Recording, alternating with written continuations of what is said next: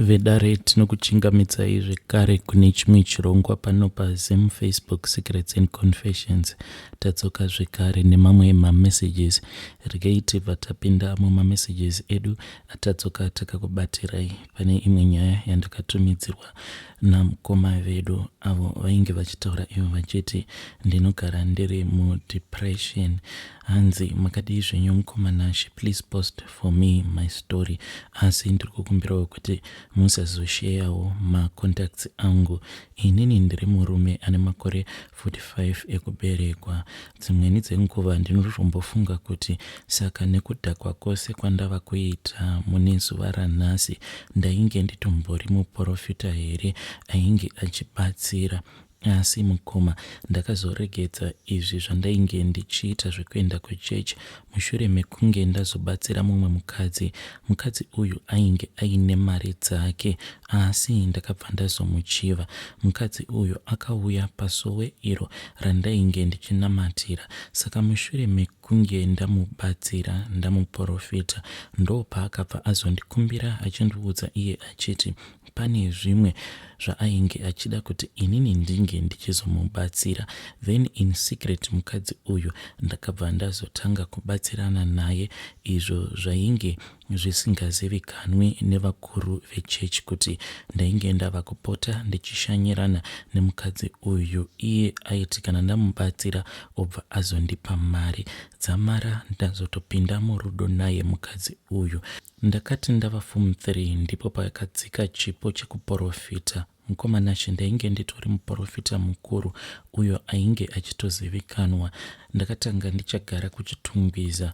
Ikoko ndiko kwainge kuchiroja vabereki vangu, but vanhu vazhinji vemunharaunda kunzvimbo uko kwatainge tichigara vainge vachitoziva kuti pamba apo pane umwe mwana anogarapo ipapo anogona kubatsira. Then muna 2012 ndo pandakaroora mukadzi wangu wekutanga, ende inini nemukadzi wangu tose tainge tichinamata pasowe rimwe. Then muna 2018 ndo pakazouya umwe mukadzi uyo ainge akanakisisa, asi musi wekutanga ndichimubatsira izvo zverunako rwake mukadzi uyu ndainge ndisinei nazvo. Asi chandakangonotisa pavari amai ava ndakaona kuti vaiva munhu ainge aine mari dzake ende vainge vachigara kuGreendale kwandinova ndichiri kugara nanhasi. So mai ava ndakati ndichivanamatira ndo pandakabva ndazooneswa dambudziko ravo kuti vainge vasina kana kumbobvira vakaroorwa. Ende ndakabva ndaona kuti pavari paiva nerimwe shave iro rekukwezva mari, asi shave iri zvaraiita iro raingovakwezvera mari asi richibva razovadzingira varume. Saka this thing ndo zvakabva zvazoita kuti amai ava ndinge ndichizosvika pakuvachiva. Masowe akati apera sezvandataura, amai vaya vakabva vazokumbira nhamba dzangu, inini ndikabva ndazovapa nhamba dzangu. From there on inini naamai ava tainge tava kungogara tichingokommunicata. Zvandaiita ndezvekuti amai ava vaiti kana vakandifonera zviya kana kuri kunzi ndinenge ndiine mudzimai wangu tiri mumba, dzimwe nguva ndaikwanisa kudropa call, asi ndaizoti ndadropa call kudaro ndobva ndazonyepedzera sekunge ndinenge ndichihwa mudumbu, ndobva ndazobuda mumba ndoenda mutoilet. Ndaizoti ndava mutoilet zviya ndipo pandaizotanga kucommunicata navo amai vaya. Inini naamai ava taikwanisa kutokommunicata for more than 2 hours tichingotaura nyaya dzimwe dzainge dzisinei nematambudziko avo. Saka zvinhu zvekuti seniwo semunhurume ndakagara ndazviona kuti amai ava vairakidza kuti vainge vaine a lot of interest kwandiri. Chandinorangarira ndechekuti from the very first day amai ava pavakandipa madirections ekumba kwavo ndiri kuhope mukoma Nashi, ndakatorota ndichitofamba ndichitevedzera madirections avo avainge vandipa, because vainge vakaita zvekundinyorera iri SMS kuti kana muchiuya kumba kwangu munokwira makombi ekwakati then mobva mazodai. Ndakatorota mukoma ndichitobuda mumba, ndakatopfeka gemenzi rangu ndikatopinda mukombi ndichitevedzera madirections ose asi chishamiso chakazoitika ndiriko kuhope ikoko ndechekuti ndakati ndichinoburuka kombi ndokubva ndazofamba ndichinosvika pagedhi pemba yaamai ivavo ndakabva ndazoona kuti painge pakamira umwe murume uyu ainge akapfeka gamenzi rered, ainge akabata bakatwa mumaoko, iye ainge achindirambidza kupinda. I think ndakaita almost 2 hours ndichingodzungaira ndichitenderera ndiri pagedhi raamai ava ndichida kupinda, asi murume uyu airakidza kuti iye ainge achida kundibaya kusvika ndazotanga kuita munamato ndiriko kuhope ikoko. Murume uya ndokubva azotiza. Ndakati ndava kuda kupinda pagedhi raamai ava ndo pandakabva ndazotanga kunzwa izwi iro rainge richitaura neni richindiudza kuti murume uyu ndiyo yainge iri spiritual husband yaamai ivavo. Ndakati ndichinopinda mugedhi raamai ava ndikabva ndazoona zvekare chimwe chikwambo ichi chainge chichigara mune rimwe gate iro rainge riri kuseri kweimba yaamai ivavo. Ndakati ndapedza kuita basa rose iri, amai ava vandiri kugara navo vainge vachindidongorera nepahwindo but vasingakwanisi kubuda mumba ndiri kuhope ikoko, but ivo vachindidongorera vairakidza kuti aiva munhu ainge asina kupfeka. Ndava kuda kunopinda mumba sezvo ndainge ndakwezvewa nebhodhi yavo. Ndakabva ndanzwa izwi riya richinditi rako basa pano waripedza, chidzokera kumba kwako. Asi ndakabva ndaita nharo ndokuzopepuka kwandakaita ndichimanikidza kuti ndinge ndichipinda mumba. Mukoma ndakazoti mangwana acho makuseni ndichimuka ndikaenda kumba kwemukadzi uyu wandiri kugara naye. Ndo pandakangosvika ndichitanga kuita munamato, ende ndakati ndichienda kuseri kweimba yake ndakabva ndaona kuti the same gate iro randainge rakaroteswa ndo rainge ririko kuseri ikoko. Ndakabva ndaita munamato ndikabva ndaparadza mhiko dzose idzo dzandainge ndakarakidzwa kuti ndo mhiko dzainge dzakaiswa mugate imomo. Ndapedza kudaro amai vaya vakabva vazondiinvita kuti ndinge ndichizopinda navo mumba mavo, asi ndakati ndichinopinda navo mumba mavo ndakabva ndanzwa hana yangu kuti yainge ichirova, but anyway ndakabva ndamanikidza. Mukoma from there on inini nemukadzi uyu takabva tazotanga kudanana. Zvinhu izvi ndakatanga ndichizviita in secret. Nguva zhinji ndainge ndichingonyepera mukadzi wangu kuti ndichambobuda kune kwandadanwa kuti ndinge ndichienda kunobatsira vanhu. Pakuzonodzoka paya ndaizoti mari iya yandinenge ndapiwa nemukadzi uyu ndobva ndazosvika ndichirakidza mukadzi wangu, ndobva ndamunyepera kuti ndo mari yandapiwa nevanhu avo vandainge ndaenda kunobatsira. Iyewo mukadzi wangu panguva yacho iyoyo asati anzviziva kuti izvi ndo zvainge zvava kuitika, aitofara nekuti kumashure kwese uko nguva zhinji ndaiti kunyangwe ndikabuda ndichienda kunobatsira munhu hapana kana chandaimbopiwa. Saka apa nechiporofita ichi ndainge ndava kutokwanisa kutobhadhara rent, zvekare ndainge ndava kutokwanisa kutoriritira mhuri yangu. Asi iye mukadzi wangu chaainge asingazivi ndechekuti mari dzose idzi dzainge dzichibva kumukadzi uyu wandainge ndichidanana naye. Saka mukadzi uyu mukoma panguva yacho iyoyo yandakatanga kudanana naye pane zvimwe zvinhu like zviratidzo izvo zvandaingopota ndichirakidzwa, because sometimes ndaikwanisa kungorota so pasi pemubhedha paine chitutu chemari, then taizoti pakunomuka paya ende mukoma ndo zvinhu zvekuti zvinonyanya kundidzimba mwoyo, because iye mukadzi uyu aisava munhu aipinda kumasowe waya. Iye aipinda Pentecostal. Kunyangwe achizondisiisa kumasowe ndakatombotanga kuenda naye kuPentecostal achinditi ikoko kumasowe ndo kunoitwa zvemadhimoni. Hanzi izvo kuporofita kwacho kwatainge tichiita hanzi taiporofita nemweya yemadhimoni. Saka ndakatombotendeuka ndikabva ndazotanga kuenda naye kuchechi uko kwaanoenda kuPentecostal. asi the most disturbing thing zvandakaona zvinoitika pamukadzi uyu wandigere naye ndezvekuti ane dzimwe mari idzo dzinongokaruka dzangonyuka from nowhere, ende mari idzi ndo dzaanowanzokushandisa paya pekuti kana vachiita makompetisheni ekupa zvipo kana kuti kana vachiita makompetisheni ekutengera vamufundisi avo vanenge vachida kutengerwa zvipo, mari idzodzo ndo dzaanoshandisa. Like ipapo pandakatanga kupiwa chiratidzo icho chandakapiwa, ndakangorota pasi pemubhedha tainge takatorara, painge paine murwi wemari uyo wakangonyuka from nowhere. Then mangwana acho makuseni pandakapepuka, iye mukadzi uyu ainge azopepuka kudhara. Zvinhu zvekuti zvakatondinetsa because kubva ndichikura ndinowanzokuti zuva risati rabuda inini ndinenge ndatopepuka, asi musi iwowo ndakabatwa nehope zvekuti ndakazotomuka somewhere around 9.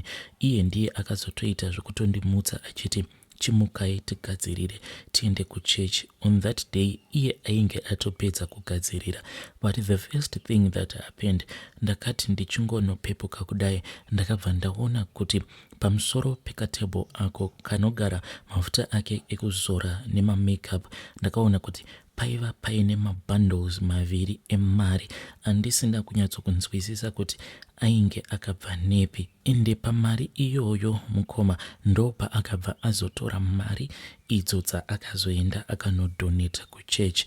And this thing, it was not a single event. Zvinhu izvi zvinoramba zvichingoitika over and over again. Mukadzi uyu nekufamba kwenguva tichitanga kugara tose kudaro, ndakabva ndazongotanga kungonzwa kuti mudzimai wangu wekumba ndainge ndava kusatombomuda zvachose. Ndaiti kana ndikaenda kuya ndaingonzwa kuti inini nemudzimai wangu tinofanira kuti tinge tichingotukana, no love at all. Kunyangwe kamistake kaidiki diki ndaitonzwa kuti ndaifanira kuti ndinge ndichipopotera mukadzi wangu, ende ndaiti kana ndapopotera mukadzi wangu kudaro ndobva ndabuda. And most of the times ndainge ndava kutoshandisa that advantage yekuti ndine kumwe uko kwandainge ndava kuwana rudo. Saka mumba chaimo chaimo kuti munge muchiwana mufaro ndainge ndisingadi. I didn't want to get close to my wife anymore. Mukoma ndakazotosvika pakufuratira mudzimai wangu, asi ndichinofuratira mudzimai wangu ndakatanga ndaroteswa.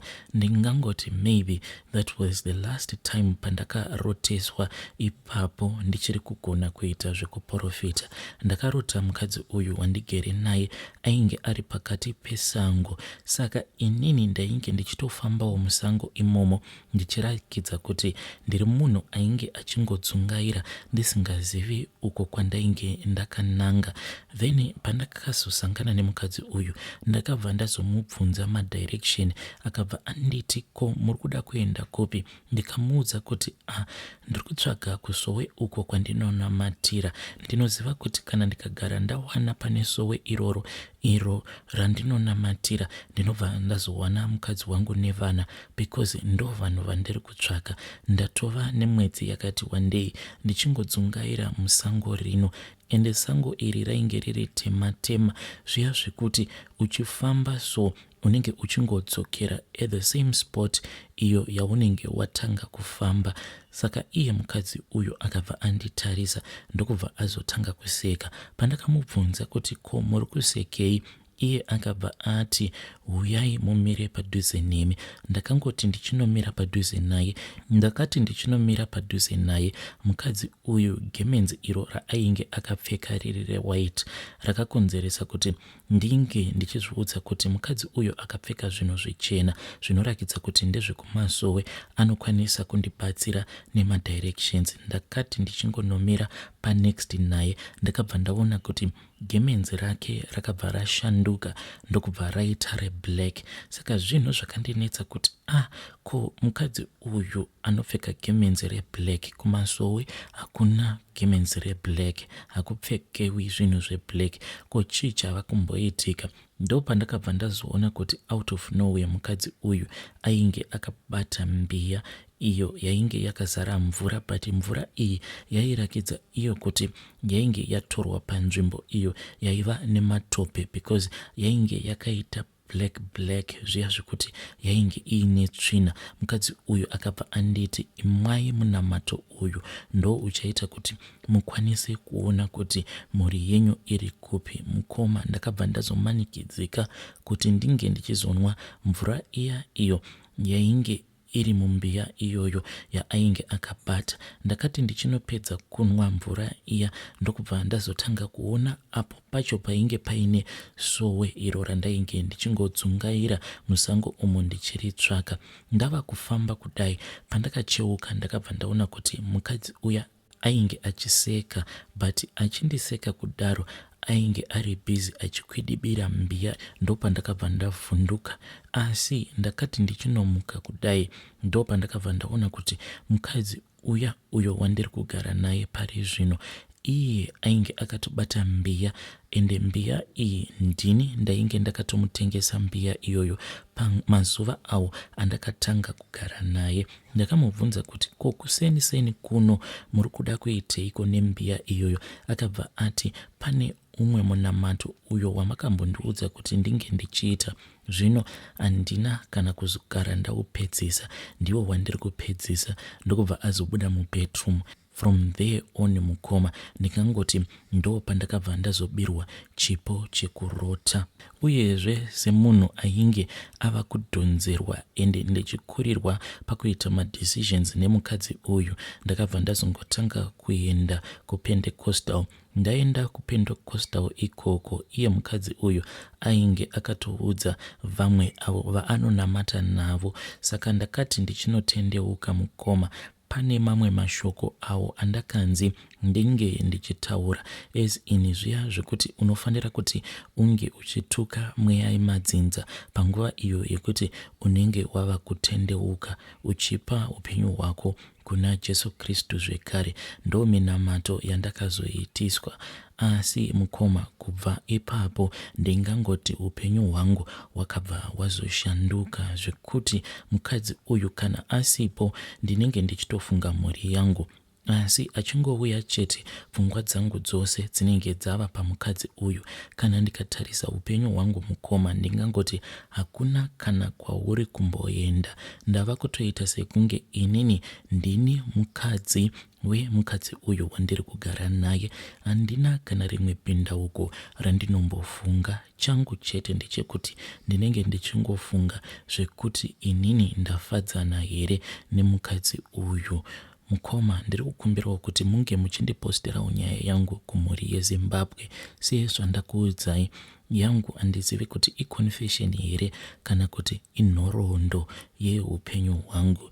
Ndine nguva zhinji dzekuti ndinogara ndichingodemba nguva iyo apo pandainge ndichiri kugona kuita izvozvo zvechiprofita.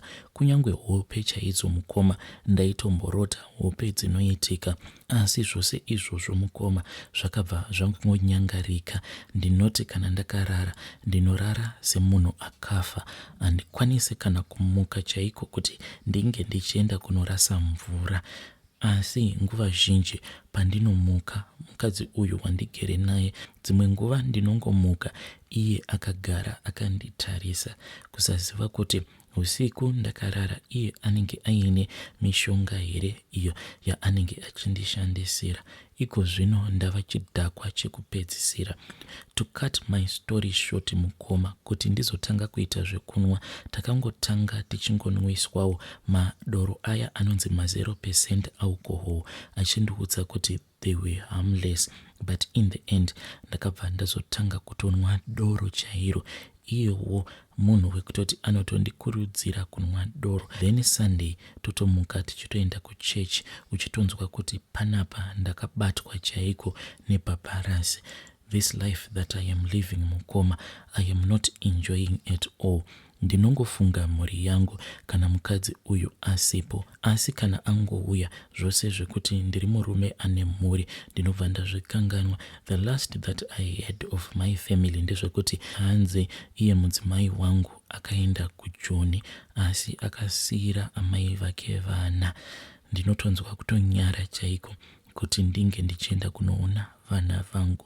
Ende iye mukadzi uyu zvaanowanzo kundiita ndezvekuti panguva iya yekuti tinenge tichifadzana zvedu takarara, anowanzo kundiudza kuti anoda kundiitira mwana, but inini naye tatova vanhu vekuti tagara kwemakore hapana kana mwana ambobuda. I just feel kuti anenge achida kungondifadza zvake. Vedare ndo mamessages awo andakatumidzirwa namukoma vedu. Hanzi I am forever in a state of depression. Mukadzi uyu akangobuda chete achiti kune kwaari kuenda, pfungwa dzangu dzinobva dzatanga kudhonza zvakanaka, asi kungodzoka kwake chete my mind inobva yangoita blank. Asi ndiri kungochemera kuti dai mweya uyu wechiprofita wadzoka kwandiri.